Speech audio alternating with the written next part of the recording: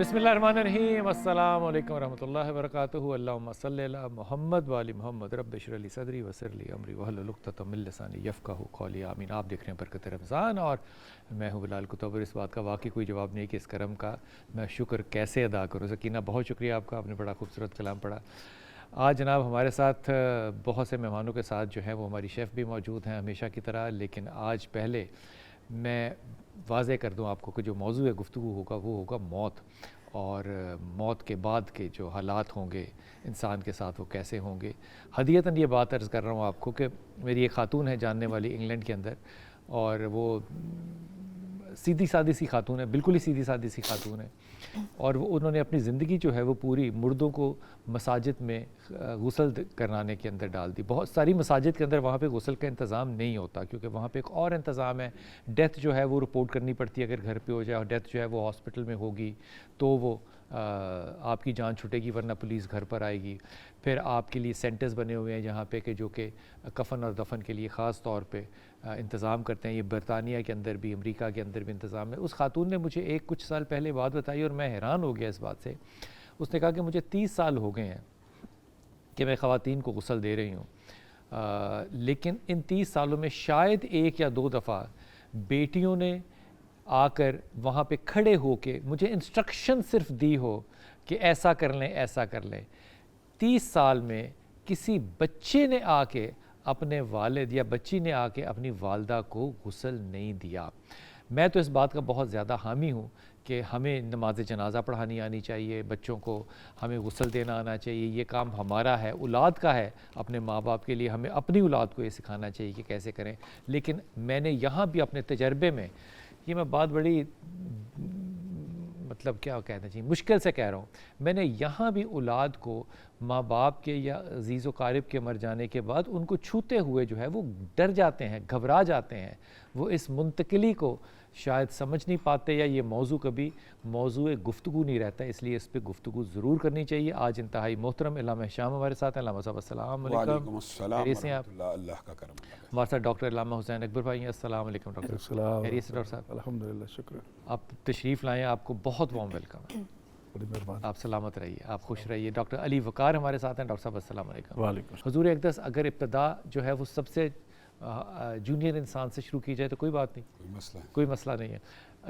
علی بھائی، موت کو تصور کیسے کیا جاتا ہے؟ موت کیا چیز ہے؟ غلط ابتدا کر رہے ہیں آپ۔ جی، بڑے سے شروع کرنا چاہیے۔ سب سے بڑے ہیں بابا، علی اور وقار۔ آپ کیا بات ہے، کیا اچھی بات ہے۔ وقار کو نیچے لے کے نہ آئے۔ میں عمر کا تقاضے کی بات کر رہا تھا۔ حضور کیا بات ہے، کیا اچھی بات کی۔ موت ہے کیا؟ موت کو کیسے سمجھا جائے؟ یہ انتقال ہے، منتقلی ہے اور بس، یا کچھ اور؟ بسم اللہ الرحمن الرحیم، اللہم صلی علی محمد وعلی آل محمد۔ دیکھیے، کچھ چیزیں ایسی ہوتی ہیں جن سے متعلق ہم ایویں ایک خوف اور وہ ایک کراہت کا تصور اپنے اندر بنا لیتی ہیں۔ موت ان چیزوں میں سے ہے جس کا ہم نے کراہت بنائی ہوئی ہے، نہ سمجھنے سے متعلق ایک ناپسندیدگی اور ایک کراہت کا بنایا ہوا ہے، اور پھر جس چیز کے لیے آپ مینٹلی اور فزیکلی تیار نہ ہو اسے بھی آپ اوائڈ کرتے ہیں، اس لیے ہم اوائڈ کرتے ہیں۔ موت کیا ہے؟ قرآن مجید نے بڑا سمپلی اس کو سمپلیفائی کر دیا ہے۔ موت کو قرآن نے ذائقہ کہا ہے۔ ذائقہ، ذرا غور فرمائیے، ذائقۃ الموت۔ ہاں، اس پر جو علوم القرآن کے علماء ہیں، امام سیوطی نے الاتقان اور برہان زرکشی میں اس پر ایک بڑا باریک نقطہ لکھا۔ وہ کہتے ہیں کہ بنیادی طور پہ اس کو ذائقہ اس لیے کہا گیا ہے کہ جب ایک زندگی سے دوسرے کسی زندگی کے فیز میں انتقال ہونا ہوتا ہے تو ایک درمیان میں کسی ایڈیشنل فیز سے گزارا جاتا ہے۔ اچھا، اس فیز میں وہ منتقلی کا فیز ہوتا ہے، وہ اصلاً کچھ نہیں ہوتا۔ اچھا، اس کی بنیاد پہ اس کو متحمل کیا جاتا ہے کہ وہ اگلے فیز میں جا کے، اس لیے کہا کہ ذائقۃ الموت، موت کا یہ جو ذائقہ ہے یہ ہر زندہ چیز چکھے گی۔ موت کوئی زندگی نہیں ہے، موت تو اتنی دیر رہتی ہے، مثلا آپ کوئی شاید چکھتے ہیں تو اس کے چکھ کے اس کے ذائقہ زائل ہونے تک کی جتنی دیر ہے اتنی دیر موت رہتی ہے۔ اب وہ موت کا ذائقہ یہ آتا ہے کہ آپ کو متحمل کر دیتا ہے اس زندگی عالم شہود سے برزخ تک لے جانے کے لیے۔ ٹھیک ہو گیا شاہ صاحب، موت آ گئی، موت واقعہ ہو گئی، پھر ہوتا کیا ہے؟ ایک آدمی لیٹا ہوا ہے، عورت لیٹی ہوئی ہے، وہ مر گیا، اس پہ کیا تجربہ گزر رہا ہوتا ہے؟ اس پہ کیا گزر رہی ہوتی ہے؟ بسم اللہ الرحمن الرحیم۔ دیکھیں، موت زندگی کی آخری گھڑیاں مشکل ترین گھڑیاں بھی ہیں، ہاں، آسان ترین گھڑیاں بھی ہیں۔ مشکل ترین اس حوالے سے کہ انسان جو ہے وہ اپنے جب اعمال پہ غور فکر کرتا ہے اور پلے کچھ نظر نہیں آتا، اس وقت کر رہا ہوتا ہے، بالکل کر رہا تھا، اسی وقت کر رہا ہوتا ہے. اسی وقت اس کے سامنے ہر چیز کھل کے سامنے آ جاتی ہے. پھر جو سب سے بڑی بات ہوتی ہے کہ اس کے رشتہ دار، اس کے عزیز و اقارب جن کو اپنے سامنے روتا ہوا دیکھ رہا ہے، کوئی بھی اس کی بات نہیں کر رہا. میرا باپ چلا گیا، میری ماں چلی گئی، میرا بھائی چلا گیا، میرا فلاں، میری کمر ٹوٹ گئی، میں اکیلا رہ گیا. ہر کوئی اپنا ہی رونا رو رہا ہے، کوئی اس کا رونا نہیں روتا کہ بھی اس کے ساتھ کیا گزرے گی. وہاں اسے احساس ہوتا ہے کہ جن کے لیے میں نے دن رات ایک کر دیا تھا وہ کہاں گیا. سختی کے حوالے سے میں یوں عرض کرنا چاہتا ہوں کہ واقعہ حضرت سلیمان فارسی علیہ الصلوۃ والسلام کو جب حضرت عمر خطاب کے دور میں مدائن کا گورنر مولا علی علیہ السلام کے مشورے سے بنا کے بھیجا گیا تو ایک شرط پہ گئے تھے کہ مجھے موت کب آئے گی. ہر روز قبرستان جانا، اہل قبور کو سلام کرنا، جس دن تیرے سلام کا کوئی صاحب قبر جواب دے دے سمجھے کہ تیرا وقت قریب ہے. ہر روز جاتے ہیں، سلام کرتے ہیں، بالآخر ایک دن ایک صاحب قبر کی طرف سے جواب آ گیا. اب کیونکہ صحابی نبی تھے، صحابی امیر المومنین تھے، جلیل القدر صحابی تھے، کوئی ہم جیسا ہوتا تو اس تو بھاگنا کیا، ہوش ہی ٹھکانے نہ رہتے، اسی قبر پہ بیٹھ گئے. اچھا جی، اس سے پہلا سوال یہی کرتے کیف وجدت الموت، یہ بتاؤ تم نے موت کا ذائقہ کیسے. ٹھیک. تو جواب یہ ملا کہ مجھے اتنا عرصہ ہو گیا ہے اس دنیا سے گئے ہوئے، آج تیری زبان سے لفظ موت سن کے وہ ساری نعمتیں جو قبر میں عالم برزخ میں خالق نے مجھے عطا کی تھیں وہ سب بھول گیا ہوں اور موت کی سختی مجھے یاد آ گئی. ٹھیک. مختصر لفظوں میں اگر میں بیان کروں تو وہ ایسے ہی ہے کہ اگر کسی کے جسم کو کینچی سے ٹکڑے ٹکڑے کر دیا جائے اس کی اتنی تکلیف نہیں ہوتی جتنی عزرائیل جب روح جسم سے کھینچتا ہے، اور وہ یہاں سے کھینچتا ہے، کسی کے یہاں سے کسی کی پاؤں سے باہر، تو وہ لمحات بہت سخت ہوتے ہیں. لیکن دوسرا مرحلہ جب آتا ہے کہ قبر میں جب پہنچیں گے تو اہل بیت کی زیارت ہوگی، رسول اللہ کی زیارت ہوگی، مولا علیہ السلام کی زیارت ہوگی، پھر خدا کے دربار میں حاضر ہونا ہے. تو وہ شوق زیارت جو ہے تمام سختیوں کو ختم کر دیتا ہے. فَتَمَنَّوُا الْمَوْتَ إِن كُنتُم مُؤْمِنِينَ. پھر خدا یہ کہتا ہے اگر ایمان کے پکے ہو تو پھر موت کی تمنا کرو. جس طرح ڈاکٹر صاحب فرما رہے تھے موت کوئی ڈرنے والی چیز نہیں ہے لیکن ہم نے ڈرنے والی بنا دی ہے. موت جب آ گئی کسی کو اور اس کو غسل دیا جا رہا ہے، اس کو کفن پہنایا جا رہا ہے، کیا مردے کو یہ احساس ہوتا ہے کہ میرے ساتھ یہ ہو رہا ہے؟ بسم اللہ الرحمن الرحیم. بلال بھائی اس کے بارے میں بھی احادیث موجود ہیں، میں بھی تھوڑا سا دباچے کے اندر حصہ ڈالنا چاہتا ہوں. غافل سمجھے موت کو اختتام زندگی ہے، یہ شام زندگی، صبح دوام زندگی.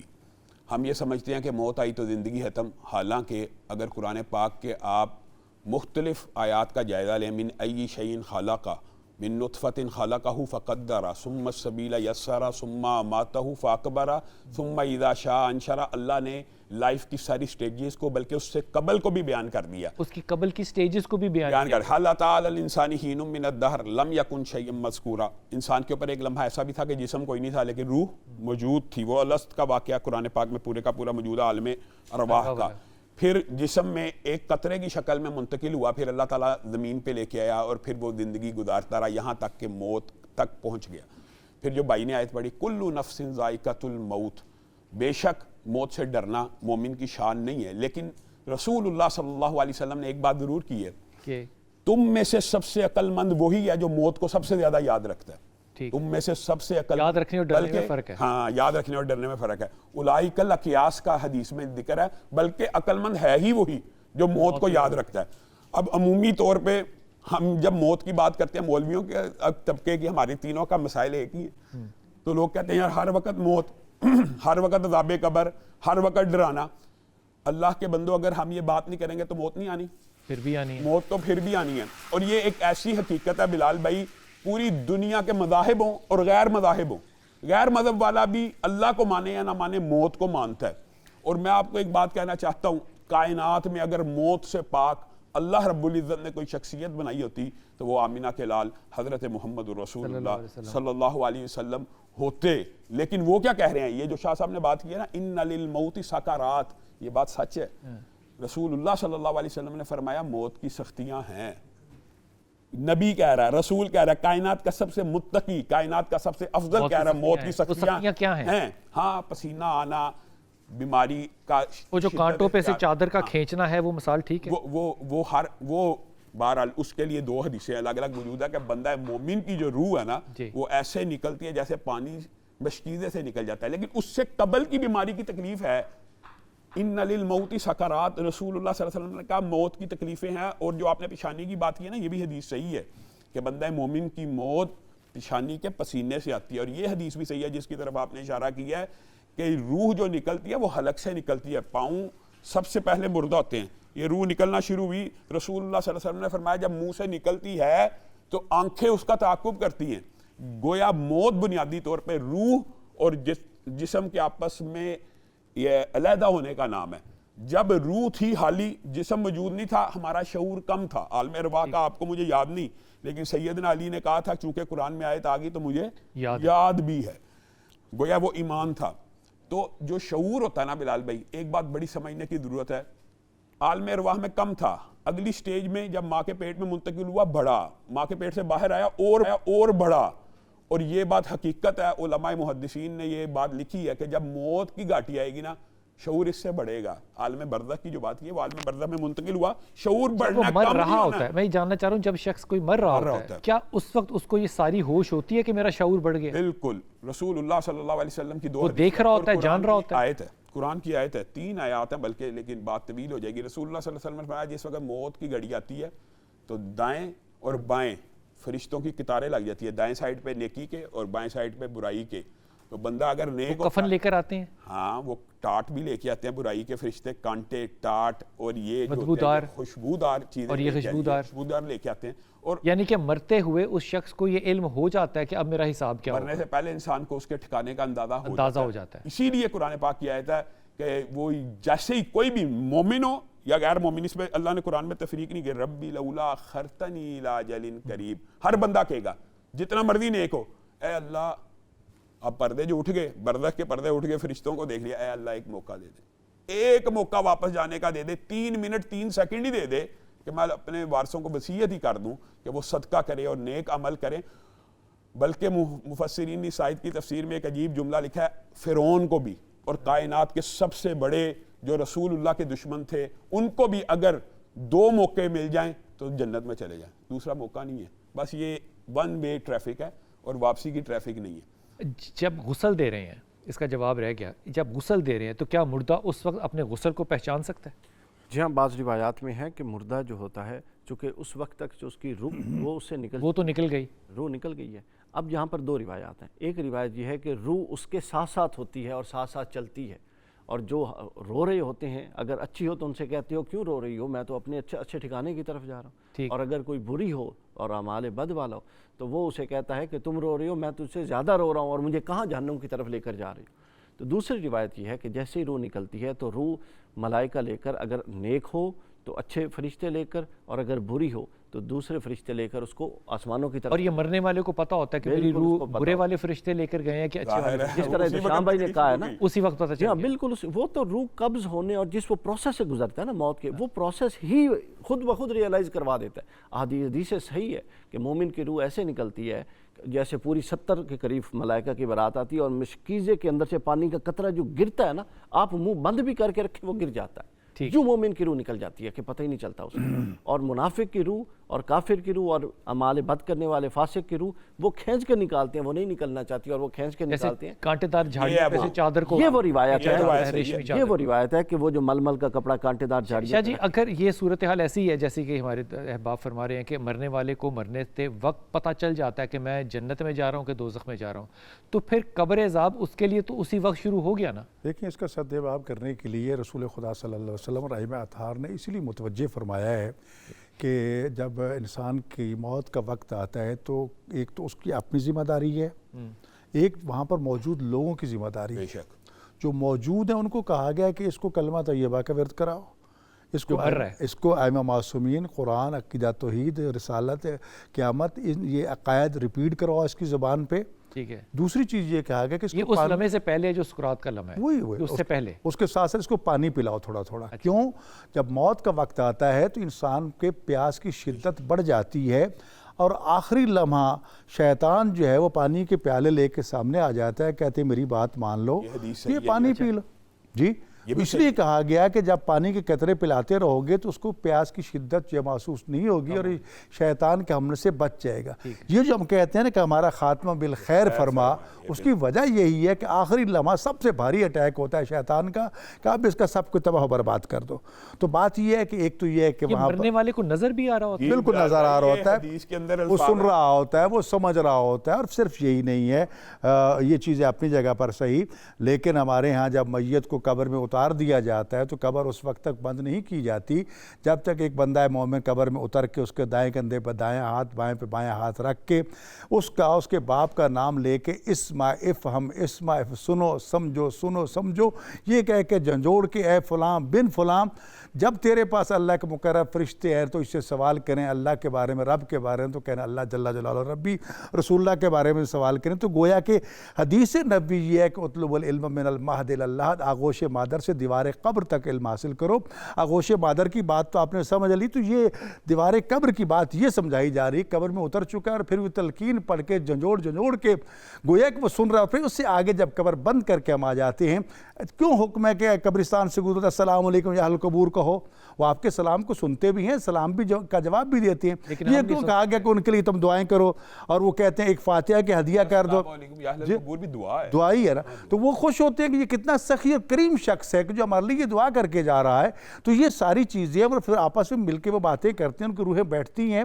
تو ایسے بہت سے واقعات اور فرامین بھی ہمارے پاس موجود ہیں، عملی واقعات بھی موجود ہیں. قبور کہتے ہیں تو ان کو اجر ملتا ہے اس کا؟ یقیناً اجر ہی ملتا ہے اور دعائیں قبول ہوتی ہیں اور جواب بھی ملتا ہے. یہ نہیں ہے کہ جواب نہیں ملتا. اور وہ سب سے بڑی بات جب آپ کہہ رہے ہیں جواب ملتا ہے تو ہم نہیں سن سکتے. مولا امیر المومنین علی ابن ابی طالب علیہ السلام کا نہج البلاغہ میں یہ فرمان موجود ہے. جنگ صفین سے جب واپس آئے تو قبرستان کوفہ کے باہر وادی السلام کے باہر کھڑے ہو کے اہل قبور کو مخاطب ہو کہتے ہیں یا اہل دیار المحاشا، اے واشعتا گھروں کے رہنے والوں. یہ وادی السلام کے وادی السلام، اے تنگ و تاریک گھروں کے رہنے والوں، یا اہل تربہ اے خاک نشینوں، یا اہل غربہ اے تنہائی کی زندگی بسر کرنے والوں.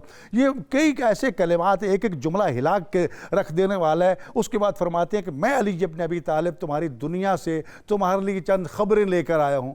ان میں سے پہلی خبر یہ تھی کہ تم نے اپنی بیویوں کو چھوڑا جو کہتی تھی کہ تیرے بغیر ہم زندہ نہیں رہ سکتی، اب یہ نہیں ہو سکتا.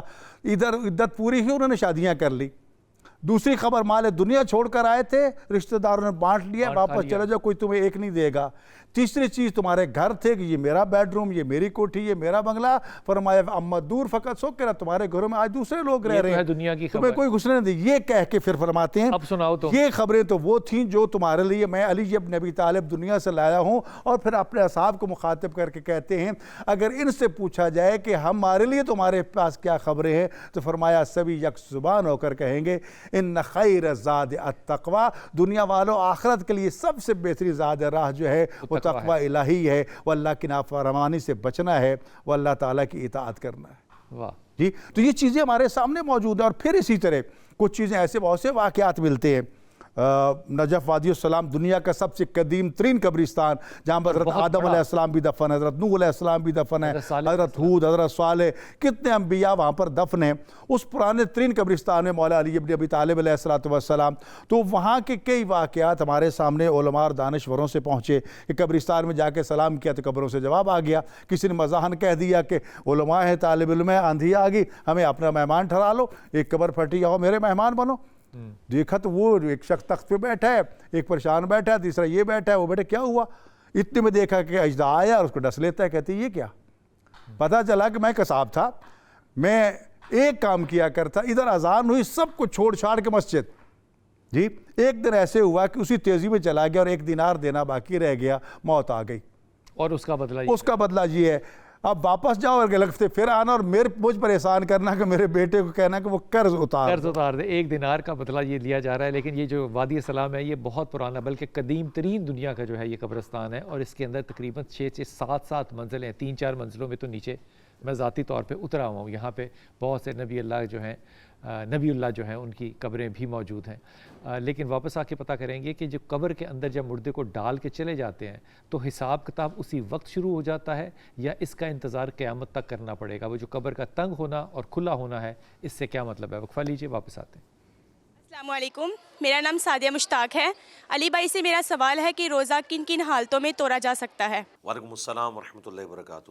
اگر کوئی شخص اتنا بیمار ہو گیا کہ وہ روزہ نہیں نبھا سک رہا تو وہ روزہ توڑ سکتا ہے اور اس کے بدلے ایک ہی روزہ رکھے گا، کفارہ کوئی ادا اس نے نہیں کرنا ہوگا۔ اسی طریقے سے کوئی مسافر تھا تو بخاری مسلم میں آیا کہ نبی الاسلام نے بھی سفر میں روزہ توڑ دیا تھا، کیونکہ آگے جنگ ہونے والی تھی اور یہ تکلیف والا ایک معاملہ تھا، کمزوری تھی، تو آپ روزہ توڑ سکتے ہیں اگر آپ نے روزے کی حالت میں سفر اختیار کیا ہوا ہے۔ اس کے علاوہ اگر کوئی شخص اتنی یعنی بڑھاپے کی عمر کو پہنچا ہوا ہے کہ اس سے کانفیڈنس تو تھا کہ میں روزہ نبھا سکتا ہوں، لیکن روزہ رکھنے کے بعد تھوڑی دیر بعد اسے احساس ہوا کہ بھائی یہ تو میرے لیے مشکل ہو گیا ہے، تو روزہ توڑ دے۔ اب وہ اس خطرے سے روزہ نہیں توڑ رہا کہ مجھے 60 رکھنے پڑیں گے، 60 آپ کے لیے نہیں ہے کیونکہ آپ مجبوری کی وجہ سے توڑ رہے ہیں۔ اس کے علاوہ کوئی بھی ایسی مجبوری جس کی وجہ سے آپ کو روزہ توڑنا پڑ جائے، کوئی ایسا مشقت والا کام کرنا پڑ جائے کہ جس کے بغیر چارہ نہیں ہے، تو آپ روزہ توڑ سکتے ہیں، اس کے بدلے پھر آپ ایک روزہ رکھ لیں گے۔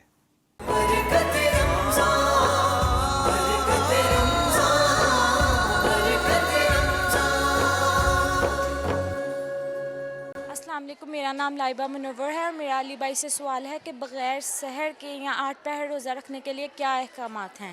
8 پیرا روزہ جسے کہتے ہیں بغیر سحری کے روزہ رکھنا، یہ جائز ہے۔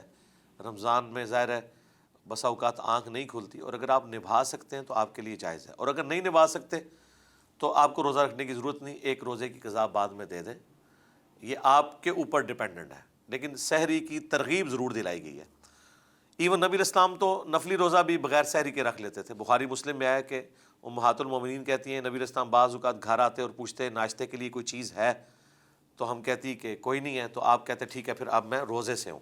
یعنی اگر آپ نے طلوع فجر سے لے کے ابھی تک کچھ کھایا پیا ہوا نہیں ہے تو آپ اس روزے کو ایز اے روزہ کنٹینیو کر سکتے ہیں، کوئی مسئلہ نہیں ہے۔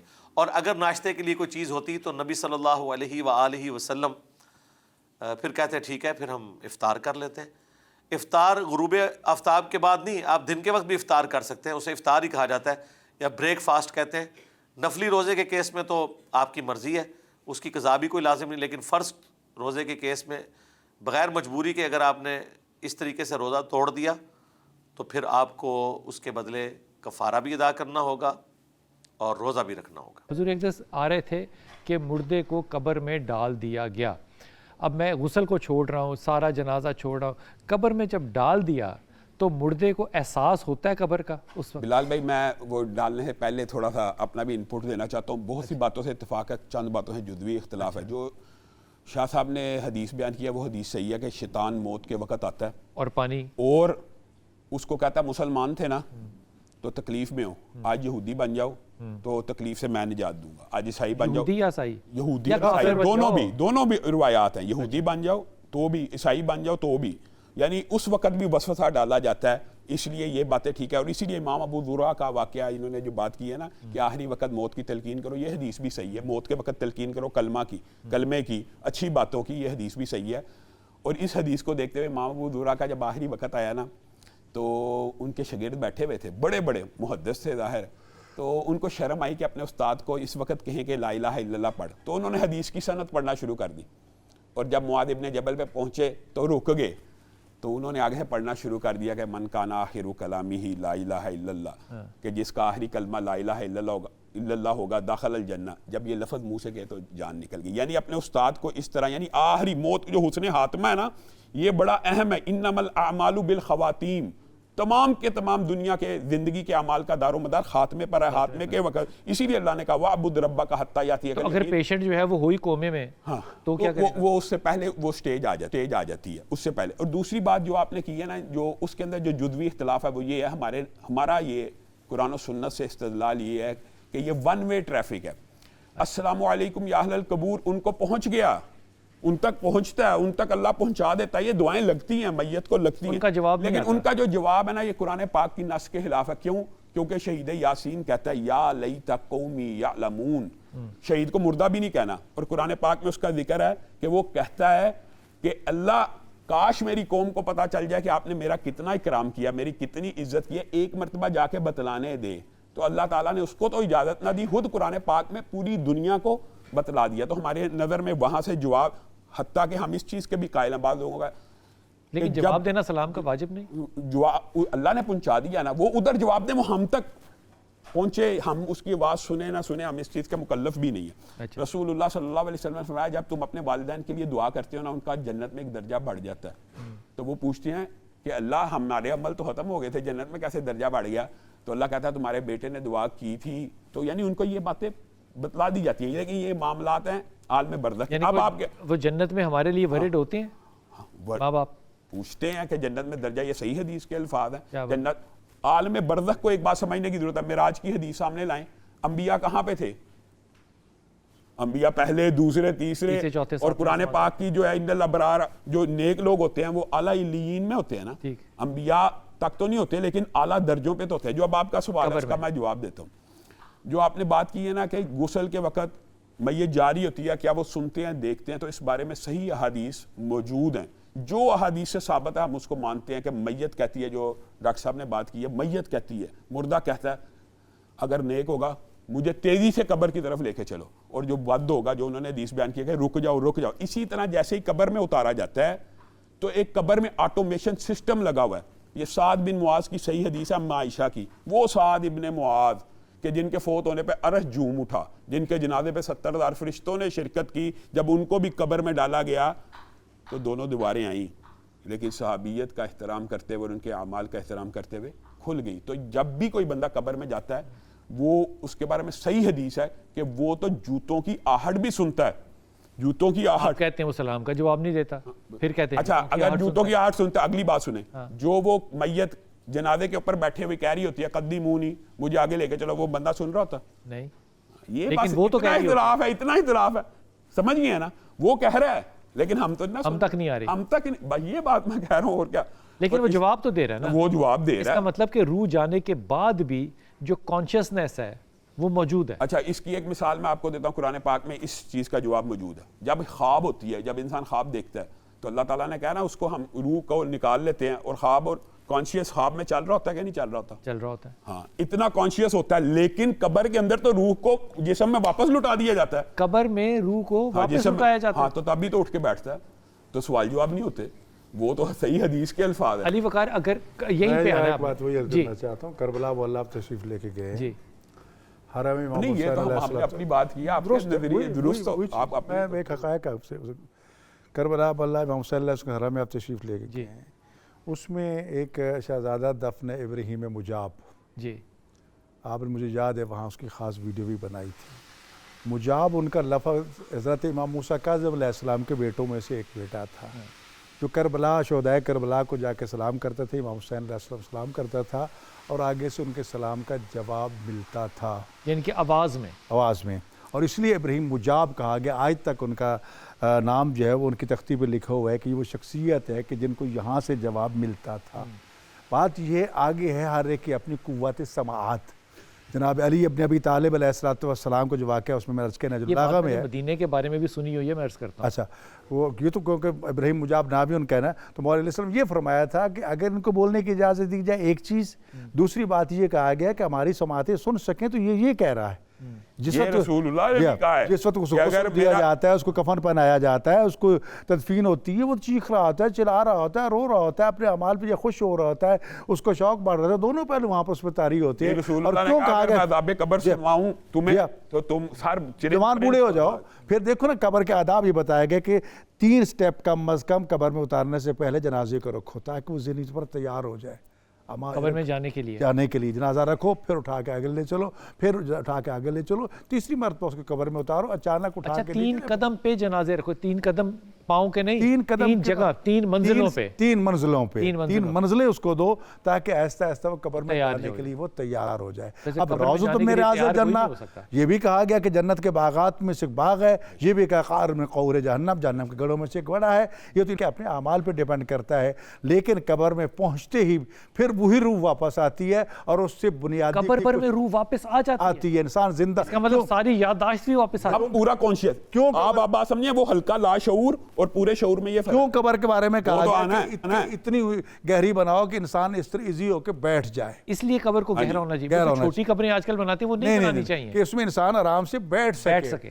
تو سچی مچی بغلی قبر کی اجازت ہے. ہاں بغلی قبر کی, لیکن اس میں بھی یہ کہا گیا ہے نا کہ بغلی وہ قبر سچی میں مچی اٹھ کے بیٹھے گا. بالکل بیٹھے گا, کیوں نہیں بیٹھے گا. تو بغلی قبر میں کیسے بیٹھے؟ بغلی قبر بھی ایسے ہی کہا گیا نا, اس کو اتنا گہرا اللہ تعالیٰ نے جتنی کھلی بغل سے انکار تو نہیں کیا گیا نا. مطلب یہ روحانی بات نہیں ہے کہ قبر کھلی ہو جائے گی اور وہ بیٹھے گا. یہ اب آپ کے اپنے بنانے کا طریقہ یہ اپنے اعمال پہ ایک آپ نے بغلی والا دیا, ایک یہ. اب رہ گیا معاملہ اگلا, پورا کمرہ قبر بنا دو جی, جیسے فرعون کے دور میں بنتے تھے جی.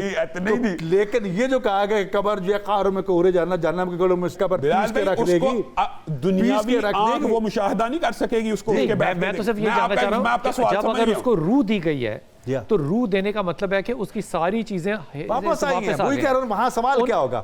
سب سے پہلی بات یہ ہے کہ اب جو روایات ہمارے پاس احادیث ملتی ہیں, وہ ایک تو سوال یہ ہے کہ اسے عقائد کے بارے میں سوال کیا جائے گا. عقیدہ اذا سألک, جب تو اس سے فرشتے پوچھیں تو کیا کہنا ہے. مسلک کے بارے میں پہلا سوال نہیں ہونا. نہیں, رب کون تیرا رسول. اللہ جل ویسے ہی پوچھ لیا میں نے, مسلک بھی پوچھ لیا. جی, نبوت کے بارے, رسالت کے بارے میں, محمد رسول صلی اللہ علیہ رسول یا نبی, امامت کے بارے میں, قیامت کے بارے میں, یہ عقائد کے والے. پھر نماز اور یعنی یہ حدیث میں واضح موجود ہے کہ قبر میں سب سے پہلا جو سوال کیا جائے گا وہ نماز کے بارے میں سوال کیا جائے جی. تو اب نماز کا جواب جب آپ دیں گے یا یہ عقائد کا جواب دیں گے تو جواب تو یہی مل گیا. اب پھر آگے کیفیتیں مختلف ہیں. جو آپ کا ذہن میں سوال آ رہا ہے صرف وہ جواب دینا چاہتا ہوں. اگر آپ یہ سمجھتے ہیں کہ اٹھ کے بیٹھے گا اور اس کا مشاہدہ ہم کر سکتے ہیں تو نہیں, ہم نہیں مشاہدہ کر سکتے. وہ اٹھ کے بیٹھے وہ تو مشاہدہ کر سکتے. بس یہ بات یہ نہیں ہے کہ میت کو یہاں پہ لٹا دیں اور ہم تجربہ کریں کہ روح آئی ہے تو اٹھ کے بیٹھے گا. نہیں دیکھیں, ہم نہیں دیکھ سکتے بیٹھے گا. ہم تو قرآن کریم کی اخبار پر اور نبی صلی اللہ علیہ وسلم کی اخبار پر یقین رکھتے ہیں. جب یہ کہا گیا کہ جب اس کا تکیہ جو ہے مٹی کا بناؤ, اس کو دائیں پہلو پہ لٹاؤ, اس کا رخ قبلہ کی طرف ہونا چاہیے, یہ سارے آداب جو بتائے گئے, اور اس میں یہ ہے کہ اتنی قبر, یہ یہاں تک کہا گیا کہ اتنی گہری قبر ہونی چاہیے انسان کے, یہ ہڈی کی کلنسوا کیا کہتے ہیں, یہاں تک کہا گیا تاکہ شولڈر تک, تو اس میں انسان بیٹھ سکے. اب اس میں وہ سامی والی قبر ہو یا دوسری قبر, اس میں کوئی فرق نہیں پڑتا. لیکن اس کے باوجود بات وہی اعمال کی آ جائے گی. یہ تو ہماری تکلیف تھی کہ ہم نے اس میت کے لیے کیا کرنا ہے. آگے اس کے اپنے اعمال کا جب مرحلہ شروع ہوتا ہے تو وہی قبر جو تنگ ہوگی جنت کے باغات میں سے باہر روحانی طور پہ کھلے گی, کھل جائے گی. اگر کھلی ہے نعوذ باللہ خدا نہ کرے وہ جہنمی ہے تو وہ پیس کے رکھ دے گی اس کے درمیان. حضور اقدس بیٹھ گیا, اس وقت شعور ہے, پہلا سوال ہو گیا تیرا رب کون ہے, تیرا دین کون ہے, پھر چہرہ بھی دکھایا جائے گا. ہم نے یہ روایتیں ٹھیک ہیں. ہم ان تھوڑی سی تقسیم میں ہماری جو ویور ہیں وہ بیٹھے ہوئے ہیں کہ ہم ان کو آگے لے کر جائیں, اور ہم سننے اور نہ سننے میں ان کو الجھا رہے ہیں. اچھا, نہیں الجھاتے. ہاں, جب ہم آپ چلیں اس کو آگے ہم لے کے چلے گئے اور اس کو قبر میں رکھ دیا. صحیح ابن حبان کی حدیث ہے کہ اس کے بعد اس کے نیک اعمال جب قبر اوپر سے بند ہو جاتی ہے تو نیک اعمال منکر نکیر آتے ہیں, اور ساتھ اس کے نیک اعمال بھی خوبصورت شکلوں میں قبر میں داخل ہو جاتے ہیں. حدیث صحیح ہے. خوبصورت شکلوں میں مطلب افراد کی صورت, افراد کی شکل میں, یہ ایک انوار کی صورت, انوار کی صورت میں. یہ جو امور ہے نا, اٹھ کے بیٹھتا ہے کہ نہیں, یہی تو غیب ہے جس پر ہم نے ایمان لانا ہے. رسول اللہ نے کہہ دیا اور ہم نے ایمان لانا ہے. غیب پہ ایمان نہیں صرف لانا, قبر بھی گہری کرنی ہے. جی ہاں, بالکل ایسے ہے. تو اب یہ ہے کہ وہ نماز اس کے دائیں سر کے اوپر آ کے کھڑی ہو جاتی ہے, صدقہ روزہ اس کے دائیں طرف, صدقات اس کے بائیں طرف, حج اور اس کے پیروں کی طرف. منکر نکیر, اب منکر نکیر کا لفظ یہ بتاتا ہے کہ وہ کراہت والی ان کی ڈراؤنی شکلیں ہیں. تو جب وہ سر کی طرف سے آنا چاہتے ہیں, اب دیکھیے اللہ کو اپنے بندے کی کتنی فکر ہے کہ کہیں چہرے دیکھ کر بھول نہ جائے یا پریشان نہ ہو جائے. تو اگر نیک آدمی ہے تو سر کی طرف سے آتے ہیں تو وہ روک دیتے ہیں. نماز کہتی ہے کہ اس طرف سے تمہیں آنے کی اجازت نہیں ہے. پھر وہ دائیں طرف سے آتے ہیں تو روزہ روک دیتا ہے, بائیں طرف سے آتے ہیں تو زکوٰۃ روک دیتی ہے, پیروں کی طرف سے آتے ہیں تو دیگر اعمال صالح روک دیتے ہیں. حتیٰ کہ وہ ایک طرف بیٹھ جاتے ہیں اور کہتے ہیں اچھا اس بندے صالح سے ہمیں سوال جواب تو کرنے دو. وہ اسے کہتے ہیں اٹھ کے بیٹھ. وہ اٹھ کے بیٹھتا ہے. وہ کہتا ہے اس سے قبل کہ تم مجھ سے سوال کرو وہ دیکھو سورج غروب ہو رہا ہے, عصر کا وقت جا رہا ہے اور مغرب کا وقت آنے والا ہے, تو مجھے عصر ادا کرنے دو. اگر اس کی زندگی چاہے میں وہ عشاء پہ دفن ہوا ہو, چاہے وہ جس وقت دفن, جب بھی قبر میں پہلا وقت جو آئے گا وہ بعد از نماز عصر اور قبل از نماز مغرب کا آئے گا. تو وہ اگر نمازی ہوگا تو وہ کہے گا نماز پڑھنے دو. وہ کہیں گے تسلی سے بیٹھ, تیری نماز نہیں جاتی, ہمارے سوالوں کے جواب دے دے. تو گویا اس اعمال صالح کے انوار کے حصار میں بندہ مومن بیٹھ کے سوالوں کا جواب دے رہے ہیں. آپ ذرا منظر تو دیکھیں. پہلا سوال کیا؟ پہلا سوال من ربک, اللہ سے رب کون ہے؟ متعلق, توحید سے متعلق. ٹھیک. دوسرا سوال دین اسلام سے متعلق. اس کے بعد رسول اللہ صلی اللہ علیہ وسلم کی ذات پاک کو وہاں دکھا کر یہ صاحب کون ہے، اس کا کیا مطلب ہے قبر میں جب یہ کہا جائے گا یہ صاحب کون ہے؟ حاضر رجل رسول اللہ صلی اللہ علیہ وسلم کے بارے میں حاضر کا سیغہ رسول اللہ صلی اللہ علیہ وسلم. یہ صاحب کون ہے، تصویر ہے یا نہیں کوئی تصویر نہیں ہے. رسول اللہ صلی اللہ علیہ وسلم بنفس نفیس تشریف لائیں گے، معنوی طور پہ روحانی طور پہ اس کو جو بھی آپ کہہ سکتے ہیں. رسول اللہ صلی اللہ علیہ وسلم تشریف لائیں گے، رسول اللہ کی پہچان ہوگی، اور پھر اس کے بعد ہی اصل فیصلہ کن ہوگا. جس قبر میں رسول پاک صلی اللہ علیہ وسلم تشریف لا رہے ہیں اس قبر پہ عذاب کہاں کا؟ سر اگر وہ معرفت ہی اللہ کے بارے میں پوچھا جائے گا. معرفت ہی نہیں، یہ صاحب کون ہے یہ پوچھا تو نہیں نا، وہ دکھایا گیا ہے یہ صاحب کون ہے. دکھا کے پوچھا جائے گا نا، ورنہ آپ پوری عبارت کا نظم دیکھیں، وہ عبارت کا نظم ہی بتاتا ہے من ربک، رب کو دکھایا نہیں جا رہا اور پوچھا جا رہا ہے. دین کو دکھایا نہیں جا رہا. رب کے بارے میں یہ نہیں کہا جا سکتا نا، یا کہا جا رہا کہ یہ صاحب کون ہے، یہ رب ہے کہ نہیں ہے. رسول کے بارے میں تو کہا جا رہا ہے نا کہ یہ صاحب کون، یہ صاحب کون. اور وہ کہہ دے گا لا ادری، اگر کوئی ایسا ہوگا تو وہ کہہ دے گا میں نہیں جانتا، اور اگر جانتا ہوگا تو بتا دے گا. اللہ کے رسول نے کہا کہ جو مومن ہوگا مجھے یقین ہے کہ وہ مجھے پہچان لے گا، حالانکہ اس نے مجھے دیکھا نہیں ہوگا. ہے نا، نہیں دیکھا ہوا. ہم نے ابھی بھی نہیں دیکھا، ہم ابھی بھی پہچانتے ہیں، زندگی میں بھی بندہ پہچانتا ہے. یہاں ایک بڑی اہم بات علم منطق کی روح سے، اگر فیصلہ اللہ تعالیٰ کی توحید کی گواہی پر ہونا تھا تو اس کے جواب نہ دینے پر دوسرا سوال بنتا ہی نہیں تھا. اگر کوئی اللہ کی توحید کو نہیں پہچانے گا، اس کے باوجود وہ دوسرا سوال ہو رہا ہے، ٹھیک، اگر اس پر فیصلہ ہونا ہوگا تو پھر تیسرا سوال بنتا ہی نہیں نا تھا جی، فیصلہ کن جو وہ تھا. اب جب رسول اللہ کی پہچان کے بعد چوتھا سوال ہی کوئی نہیں ہے، اس کا مطلب کیا ہوا کہ فیصلہ کن جو ہے باقی جزیات رسول اللہ صلی اللہ علیہ وسلم پر ایمان جو لا رہا، لا محالہ وہ مشرک تو ہو نہیں سکتا. اعمال کی کمزوری کی بنیاد کے وہ اگر دیگر سوالوں کے جواب نہیں بھی دے پائے گا اور رسول اللہ صلی اللہ علیہ وسلم کو پہچان لے گا. اور پھر حدیث صحیح ہے، حضور نے فرمایا جو کثرت سے درود پڑے گا، جو اس کے اللہ نے ایک فرشتہ مقرر کر دیا ہے جس کی سماعتوں کو اتنی قوت دے دی ہے کہ وہ اس کے باپ اور دادا کے نام کے ساتھ مجھے پہچانتا ہے اور میں اس کو چہرے سے پہچانتا ہوں. تو کیا یہ اگر اس کا لنک بنائیں تو جب رسول اللہ آئیں گے تو ادھر سے پیش کیے جائیں گے بندے پر، تو کیا یہ درود اس معرفت میں ڈاکٹر صاحب رسول اللہ پہ ایمان لا کے بھی بندہ شرک کر سکتا ہے، یہ بات ان میں رکھیں. یہ جو بات انہوں نے کی یہ بڑی اہم بات ایمان ہو گیا تو شرک کی نفی ہو. یہ بات بڑی اہم تھی کہ پہلے سوال پہ اگر فیصلہ ہونا ہوتا توحید کے اوپر تو پھر دوسرا سوال نہ ہوتا، اگر دوسرے پہ سوال ہونا ہوتا تو پھر تیسرا سوال نہ ہونا ہوتا. تو اس کا مطلب قبر میں توحید بھی فیل ہو سکتی ہے، نہیں اسلام بھی فیل ہو سکتا ہے. فیل ہونا نہیں. سوال یہ ہے کہ ہمارے لیے جو شرائط ہیں جی مومن بننے کے لیے سب سے پہلے عقیدہ توحید کا اقرار ہے. بے شک.